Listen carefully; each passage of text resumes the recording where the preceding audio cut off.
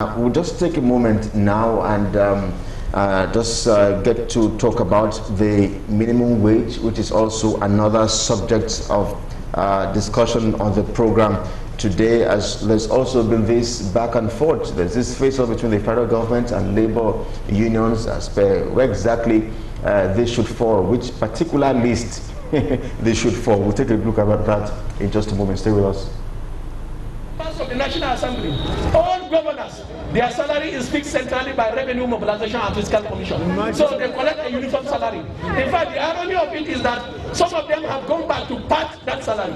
They have added severance, they have added bogus allowances, and that's why some of them are collecting what is wrong. So who is draining our resources? The of the security. If that is true, is it true that some state governors have also sponsored a member of the House to move our salary from exclusive to concurrent? Yes. So what are we waiting for? What are we waiting for? We know those governors, and the only way we can tell them we are on ground is to show our action, mobilize to that house, and let them bring out the sponsor of that bill. In the 8th Assembly, I was the spokesman of the Senate, and I recall vividly this issue of minimum wage was brought and we killed it. Yes. Your president is here. And because of that, I want to believe, has the conditions that led to the 8th Assembly decision changed? Nigerian workers, has the condition changed?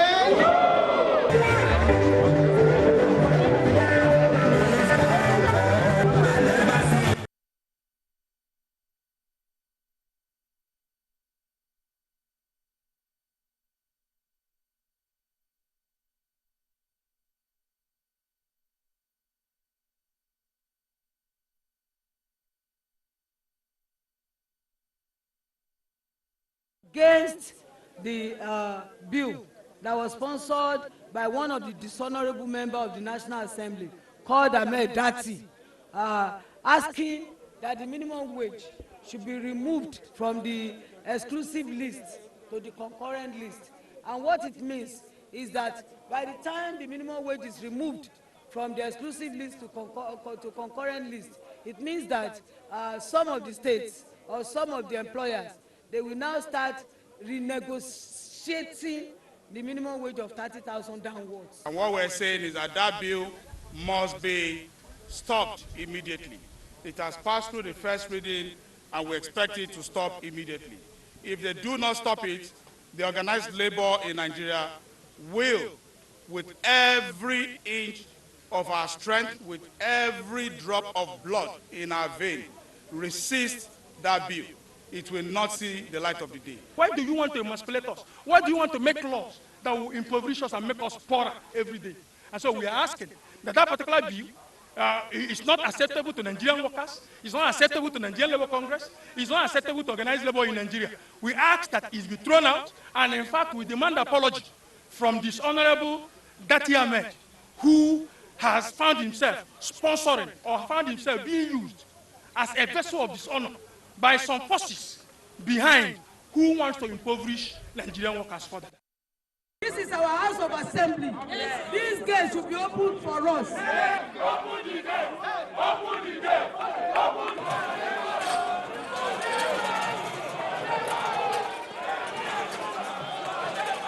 Our Right Honorable Speaker is up to task. Would you be work on it? I want to assure you, and even we accelerate action on that. But let's stay with you for a moment as we switch and talk about this issue of minimum wage. Now that you've said all this English is for, we should say for another day, there's also the English of which list. Is it the executive or the concurrent list? So which side of the divide do you stand in terms of this minimum wage? Let me tell you today, the truth of the matter today is that the people that are destroying Nigeria, yeah, they are generally the politicians, but specifically the governors, They are the most powerful cabal in Nigeria political class today. They are the ones destroying the country. One of them will be talking about, they want to do restructuring, they want to do this, but back in their home, they don't do anything like restructuring. You kill the local government, you take all the money and spend it. Now the governors, they are now saying, remove the issue of wages from exclusive legislative list and put it on concurrent legislative list. Please, who has that one? The Nigerian workers or the population are suffering. My brother, the state are still criminally saying that they cannot pay 30% minimum wage. Minimum wage of 30%, my brother, is less than $50 today, and a bag of rice is about 30,000 naira.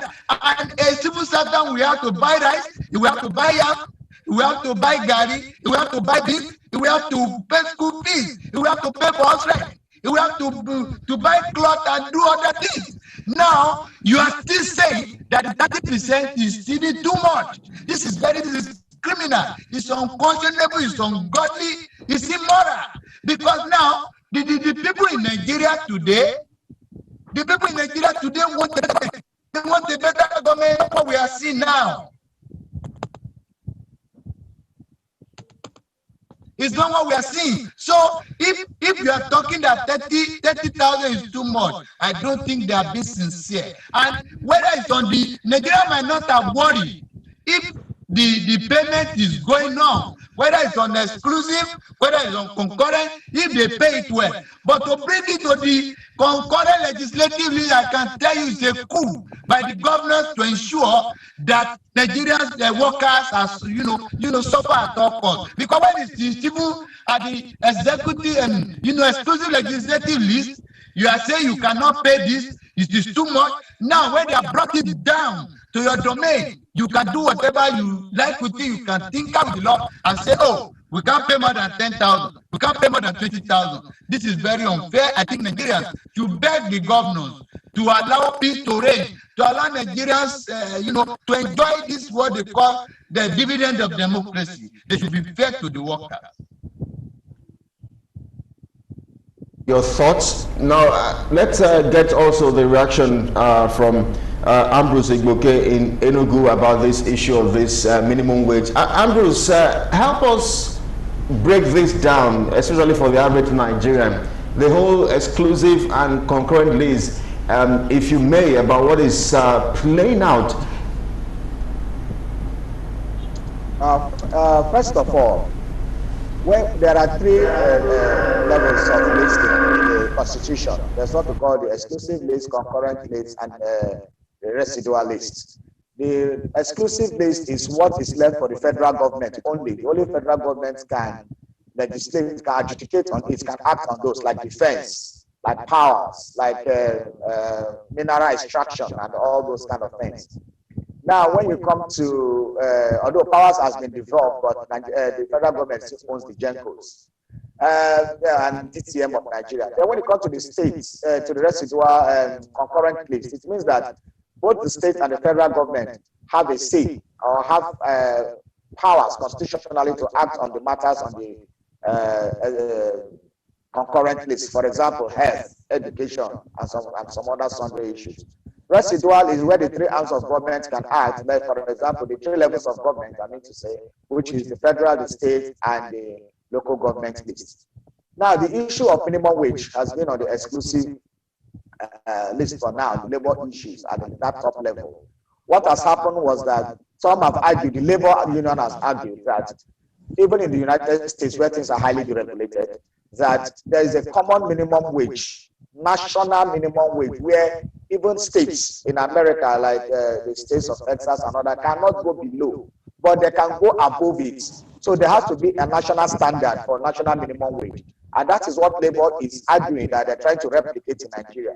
That it doesn't matter that every state government can pay its workers above the minimum wage if they wish, but not below. So it's like taking a mark.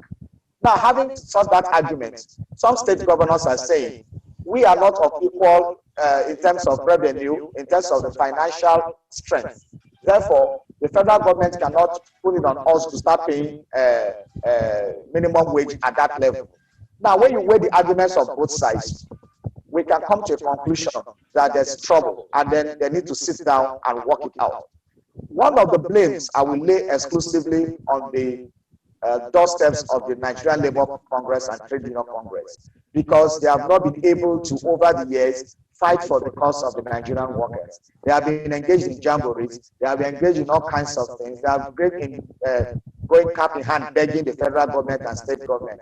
They have become stooges. They have become, reactionary. They don't have strategic plans. They just, want to play to the gallery over the years, and that is why they are taken for granted. Let me give you an example. For me, it doesn't matter whether it's in the exclusive or concurrent list. What matters is how do you fight for your members. Let's take two professions, for example. Let's take the lecturers in the university and polytechnics in the name of Academic Staff Union of Universities, ASU, and the Academic Staff Union of Polytechnics, ASU. Let's also take the example of the doctors over the years. Now, whether you are a doctor working in the federal government institution, working in a teaching hospital owned by the federal government, or working in a teaching hospital owned by the state government, the difference is you don't have any difference. What they do is that there's a line, like the minimum you can pay. There's an agreed sum. There's an agreed sum that has been agreed by the profession. And whether you are working for the state or federal, it doesn't matter. And you pay that. Everybody obeys that, both the state and the federal. Now, richer states can say, we want to pay more, want to pay higher. The same thing when it dovetails to the university.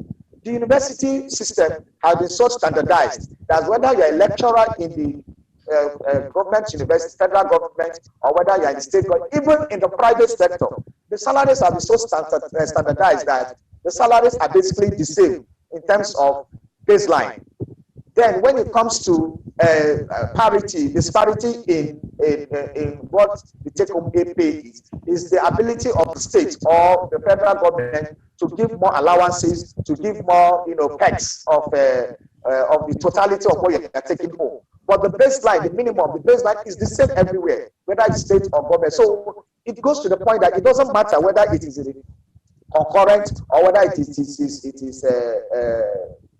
exclusive. What matters is the labor unions have to come up with a template that must be adhered to around the country. Whether they move it to concurrent or exclusive, it doesn't matter. Because even now that is in exclusive, some states cannot still pay. So they should go maybe take a study in what the lecturers are doing in the polytechnics and universities. Take a study of what the doctors are doing to be able to have maintained a uniform baseline salary across the years. And in that way, you can now start to become to engage. Nigeria Labour Congress has been sitting there, they have been docile, they have been impact. I'm disappointed in them. They keep reacting. We are not talking about how the strategic plan. For example, when last was the labor laws in Nigeria reviewed? The labor laws in Nigeria, are they in consonance with international labor organization standards? For example, casualization of workers. We have been talking about it over the years. We have been talking about so many things in Nigerian workers is suffering. The labor union will go and sit down. And then when it comes to fuel price, they just want to show on TV, make some noise on the newspapers and radio, and then go home to sleep again. And then where were they when these issues were coming up in the National Assembly? So I think the labor has to be strategic in its fight, has to be dogged, and if, for example, then let them go to the leadership of ASU or the doctors, and see how they have been able to maintain uniform baseline across the state. Ambrose, just stay with us, just a moment, stay with us. We will come back to you. You've made your very, very valid contribution to our discourse on the program this afternoon. But let's see how we can get reactions to this here. Ayodele is here and Victor is here. Let me begin with you, Ayo. Does it matter to you where the minimum wage lies, whether in the exclusive or the concurrent? It doesn't matter. You see, the issue of minimum wage has been problematic over the years. Okay. Right from the time of Shagari era, when minimum wage was about, I think 120 something era, 125 up to this time, it's been one problem after another. The problem is not whether it's on concurrent list or exclusive list. The problem has to do with the sharing formula, the sharing formula of the revenue. The federal government controls, there's huge disparity between what the federal government takes and what the state takes. the federal government controls about 52 to 55% of the income, federation income, while about 24% is shared among the states. So if federal government says, okay, we can pay 30,000 naira minimum wage, some states will tell you, okay, this 24%, 35 states are sharing it. How do we pay it? States like some states in the north and some south central states will tell you that they cannot pay it. A federal worker that's on level 8 to 10, probably without 30,000 minimum wage, gets about 10,000 naira increment. While somebody who is on the same level at state level gets about 4,000 to 5,000 naira increments. So we should not be talking of removing it from the exclusive or concurrent. We should be talking about how do we reveal the sharing formula? How do we reduce what federal government takes from the revenue, from the federation income, and increase the revenue that goes, the allocation that goes to each of the states, so that each state will be able to pay that amount. That's what Labour should be fighting for now. All right. Victor, what are your thoughts? I think the contention of Nigerian Labour Congress, why they are against that bill, is that if you allow the bill to be moved from exclusive to concurrent, some states will actually say that they will negotiate below that 30,000. And 30,000 already is not a living wage unless you want to deceive ourselves. Because if you say you cannot pay 30,000, then what do you want to pay? Given the level of inflation and stagflation that we have now. In America, we are quick to always draw a sample from America. Joe Biden has placed before the Congress that the minimum wage from $10 to $15 effective from June, and that is 4 hours. 4 hours job in America now will be equivalent to that 30,000 naira by the time that thing is implemented. He has secured $1.9 trillion stimulus package. Do we have that? Even without the prompting of labor in America. So what are we saying? I watched Bismarck Rewane, who chaired the presidential committee on minimum wage on Friday on policies today, and he said it clearly that all the states have capacity to pay. If they are willing to pay, that is a matter of ordering their priorities. Now, look at their comfort. Do you think all the states have the capacity? They have the capacity. In fact, some can pay more. I don't know why the states like Lagos, Rivers, Akwa Ibom are not paying more than 30,000. They can't afford to pay more. And in fact, it displayed the graph, the improvement, the agile, and even the allocation from the federal government. That averagely now that states like River receive 18 billion every month. States like River State. So what is the weight bill? What is holding them back? Recently, I don't want to mention a state now. That's a particular state, 500 million. You know what that will do? So what they are willing. If they are willing to pay, they have the capacity to pay. That is a matter of. It's just the look at the numbers of of carrying their convoys. Look at the number of aids that most of them have. Some of them have 500, 1,000 aids. Let's say this, let's say that. Some of them without even portfolio, do nothing. So what are we saying? They can pay. Look, the civil servant, they are the engine room. So if you don't pay them, because now that we are saying that they have the capacity to pay, let's not forget that most of these states even owe salaries. I mean, a lot of workers at the state level most times don't get their salaries until after 2-3 months. Most of them don't even have their arrears. I know some states right now, I don't want to mention names, where once you are done with serving for 35 years, even to get your gratuity is a problem. It's been shut down completely. And so if we say the states have the capacity to pay, I'm just wondering if they cannot pay what they have now consistently, and because they are not willing to pay. The labor leader, Ayuba Wabana, let me quote him now, said sometimes ago that some of the states that they consider that with the linear resources, that they are labor friendly, that they pay as at when due. It was when it was battling with the Bayelsa governor then, the former governor of Bayelsa State.